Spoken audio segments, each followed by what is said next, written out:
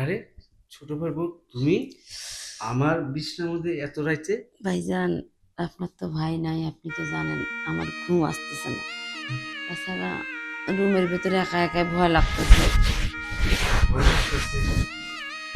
তো ভয় লাগছে তুমি আমার রুমে কেন?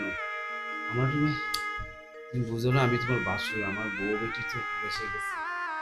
আহ, এখন তোমার কি দরকার? দরকার কি বলতো? ভাই, আমার একা একা রুমের ভিতরে ভয় লাগতেছে। তাছাড়া আপনি একটা কথা বলি, ভাবি তো দেশের বাইরে থাকে, তাই না? আর তাছাড়া আপনার তো ছোট ভাইরে আমি বউ, তো এখানে শুলে কি এমন ক্ষতি হবে?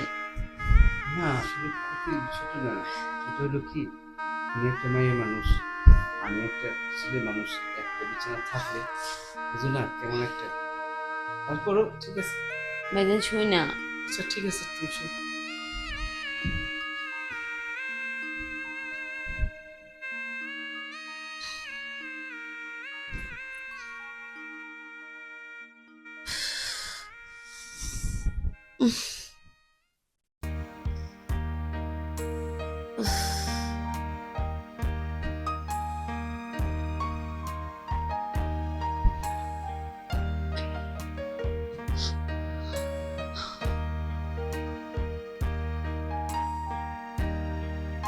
ভাইজান,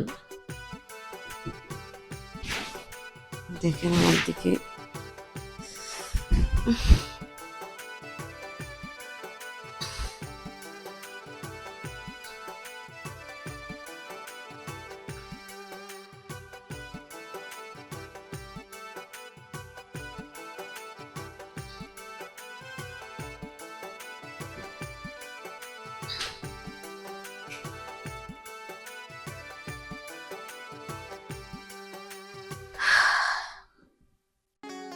বলবো, হ্যাঁ ভাইজান।